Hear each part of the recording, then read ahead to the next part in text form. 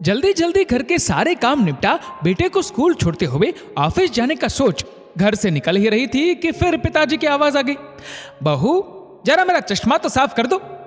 और बहू जल्लाती हुई सॉल्वेंट ला चश्मा साफ करने लगी।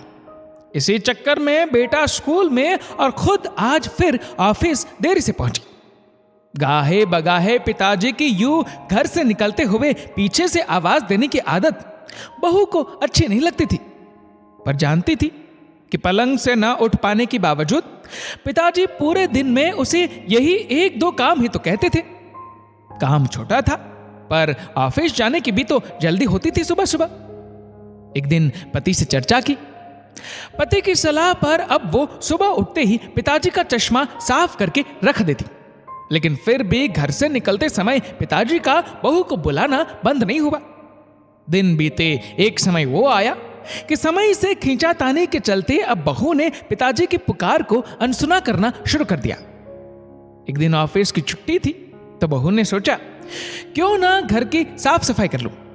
अचानक पलंग से नीचे गिरी पिताजी की डायरी हाथ लगी। उसे पलंग पर उठाकर रखते हुए उत्सुकता हुई कि देखूं तो पिताजी सारा दिन क्या लिखते रहते हैं। यही सोचकर यूं ही खोल दिया एक पन्ना। उस पन्ने पर लिखा था ओम, दिनांक 23/2/2015।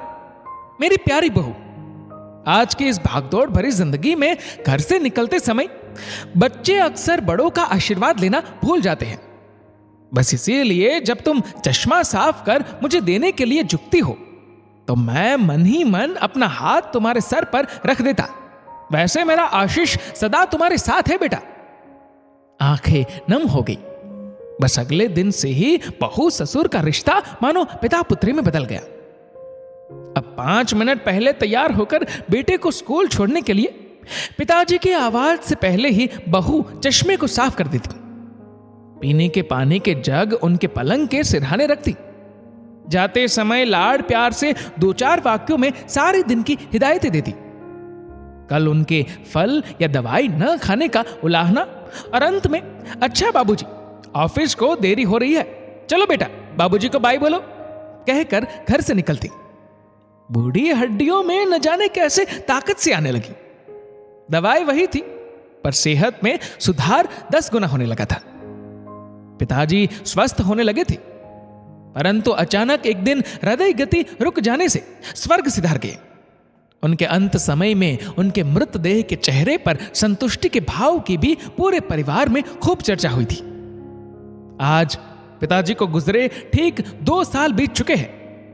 आज भी बहू रोज घर से बाहर निकलते समय पिताजी का चश्मा साफ कर उनके टेबल पर रख दिया करती हूं। उनके अनदेखे हाथ से मिले आशीष की लालसा में आज भी सुबह घर से निकलते हुए न जाने क्यों ऐसा लगता है कि अभी आवाज आएगी, बहू जरा मेरा चश्मा तो साफ कर दे। माता पिता का अदृश्य आशीष ही ईश्वर की कृपा दृष्टि है। जीवित माता पिता की सेवा मरणोपरांत किए गए पितृ कर्म से कहीं अधिक उत्तम है। जीवन में हम बहुत कुछ महसूस नहीं कर पाते और जब तक महसूस करते हैं तब तक वे हमसे बहुत दूर जा चुके होते हैं। आइए इन बूढ़े वृक्षों को जल रूपी स्नेह तथा सेवा रूपी खाद से संजोकर फिर से युवा, स्वस्थ तथा हरा भरा करने का प्रयास करें।